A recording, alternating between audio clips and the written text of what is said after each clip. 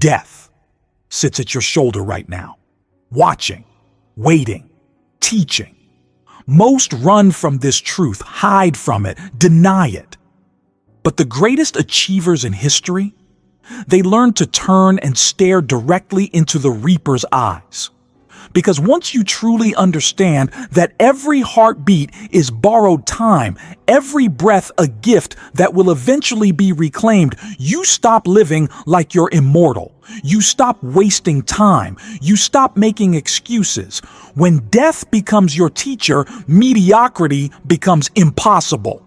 Look at Steve Jobs. When death handed him a cancer diagnosis, most expected him to step back, to rest, to quietly accept his fate. Instead, he used his remaining time to revolutionize technology one final time.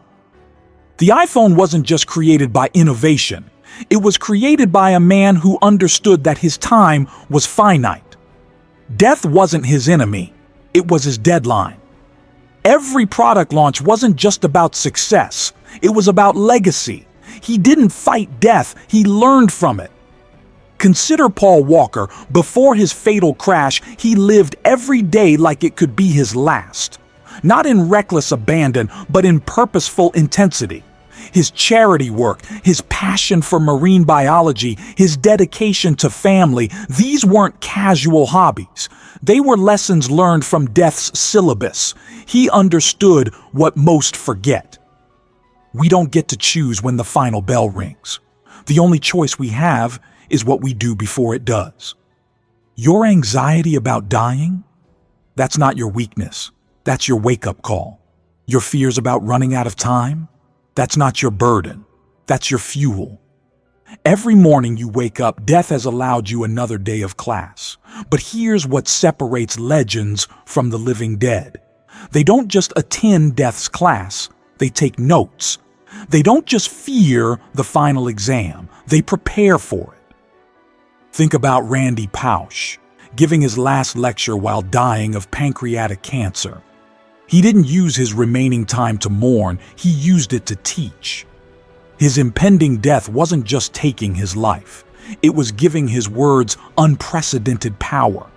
Every sentence was weighted with the authority that only death can provide.